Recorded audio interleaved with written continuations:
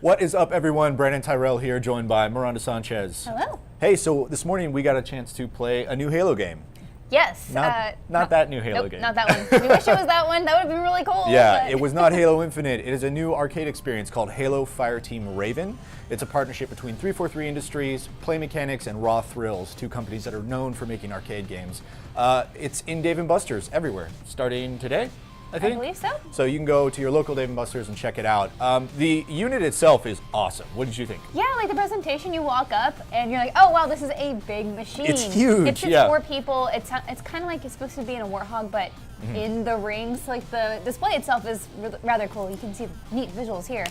And it has like the rings on the outside, and if you look up while you're in the unit, like you see like the interior of the ring, which is pretty neat. That's right, yeah. It's got these awesome bezels going up the interior ring, showing Alpha Halo, the original Halo from Combat Evolved. That's actually where this takes place. You play a squad, a 4-person squad of ODST, Orbital Drop Shock Troopers, who are sort of going through their story in line with Master Chief. Yeah, like he popped up a few times, and I think the times when he did were really tasteful. It was like, oh, it's a Chief, so cool. Like it didn't feel too gratuitous. Right, yeah, you're not like on his coattails the entire time. Yeah, he's too good for us. So. You're in the middle of a firefight, and he pops up and kills 9 things in front of you, and then goes and does his own stuff. Like, I think that kind of increases as you go on, and like the severity of his actions. Yeah. Like at first he's just, oh, it was the Chief, and then like you see him again, you're like, oh dang, and then the third time you're like, he's so cool, it's the Master Chief. He's got a shotgun yeah, and he gets an a little bit sword. more time on screen each time, but it's not, like I said, it's not gratuitous. Like it is still your story. You're just playing as the ODSTs and just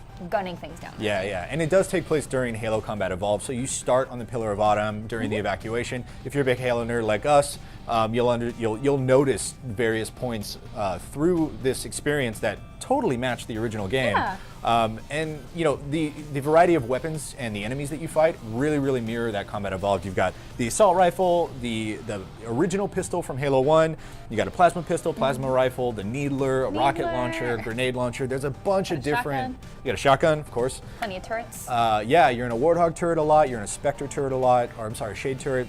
There's a lot of like really sort of core DNA from the Haloverse in this game, and I appreciate it as like a fan for over a decade. And so this spans over 6 chapters, so you get a lot of variety as far as the levels go.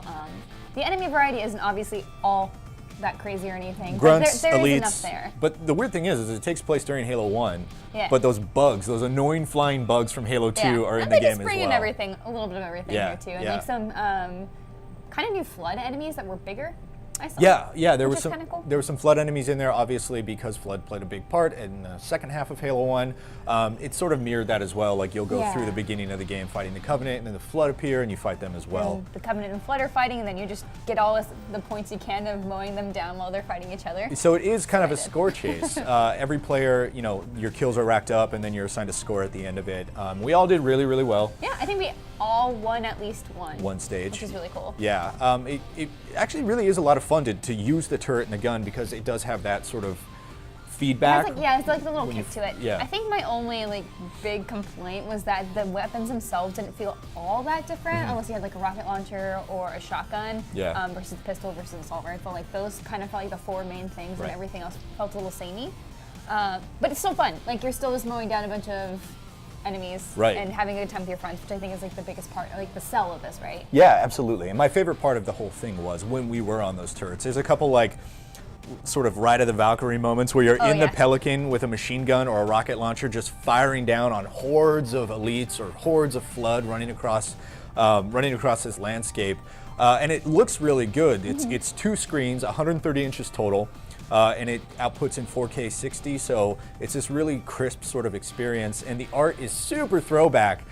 It does have that like Halo 1 asset art. It's all high res and it looks great, but the style of it, the design of it is very I like that, original. especially since it is the 2 screens. Like if you are the first person or the 4th person, I guess, in the unit, you can still go and shoot across to the other screen. Like you're not limited to between which screen you're shooting at. And it really is. You really do have to crank that thing. Like I was on the far left and I see somebody over on the far right, and I'm like cranking like this in order to hit it. You need some space. Yeah, it was cool.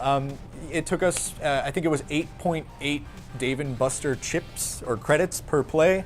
It took us roughly between 8 and 10 swipes each to get through it. Yeah, I think I spent at least 1 or 2 swipes per chapter, depending on like the chapter and like its difficulty. Yeah. Obviously the first one's a little bit more simple, but you do have a health bar.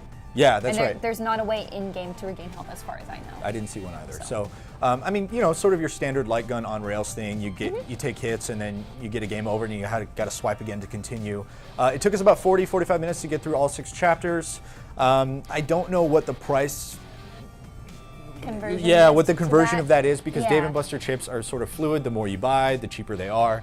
So just going into it knowing that it's probably around $20 to get to the end of it, 15, $20 maybe. Yeah, it depends on like all that conversion and stuff, but it was a lot of fun.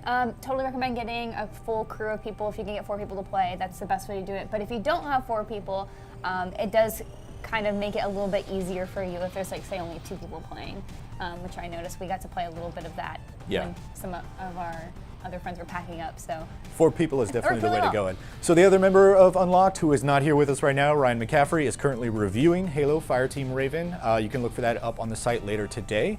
And if you're interested in hearing a little bit more about this, I'm sure we're going to talk about it on our weekly Xbox show called Unlocked. So check that out on IGN. And for all things video games and more, you're already in the right place right here on IGN.